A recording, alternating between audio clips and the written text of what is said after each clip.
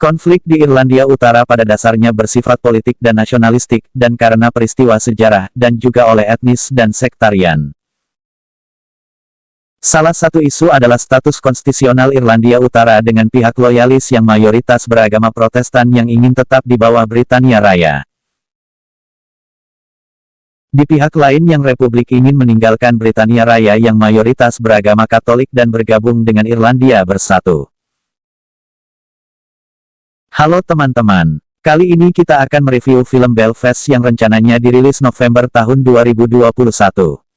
Film ini dengan pemeran utama adalah Kenneth Branagh yang pernah membintangi beberapa film lainnya seperti Henry Kelima hingga Hercule Poirot, Kurt Wallander hingga Laurence Olivier. Dianya adalah salah satu aktor terbesar Inggris dan dianya lahir di Irlandia Utara. Mungkin itu karena keluarganya keluar dan pindah ke Reading, Inggris, ketika dia masih berusia 9 tahun, tepat ketika pergolakan mulai terjadi, yang membuatnya tidak memiliki aksen Irlandia Utara ketika berada di Inggris. Dalam film inilah kehangatan dan kelembutan yang luar biasa untuk film autobiografi Kenneth Branagh yang elegi tentang Belfast masa kecilnya, ditulis dengan sigap, akting yang indah dan film ini dibuat dengan hitam putih, dengan set piece, Madeleines, dan pencerahan yang terasa seperti versi Terence Davies yang lebih emollient. Beberapa orang mungkin merasa bahwa film tersebut sentimental atau tidak cukup sesuai dengan pola kemarahan dan keputusasaan politik yang dianggap sesuai untuk drama tentang Irlandia Utara dan berbagai masalah pada waktu itu.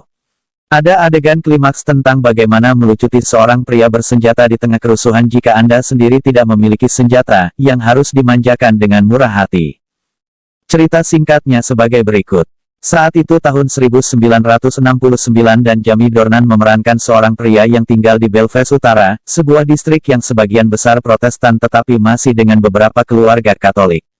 Dia adalah seorang pawang santai, pergi di Inggris sedikit adil selama seminggu, melakukan pekerjaan sebagai pertukangan terampil dan diganggu dengan kebutuhan untuk melunasi tagihan pajak.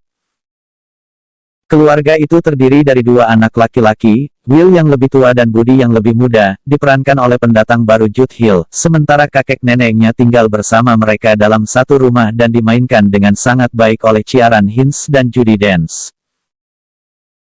Ketika istrinya yang sudah lama menderita Caitriona Balfe menulis ke Inland Revenue meminta konfirmasi bahwa hutangnya akhirnya dilunasi, itu mendorong pihak berwenang untuk melihat lebih jauh ke dalam urusannya yang suram dan memutuskan dia berutang lagi 500 pound.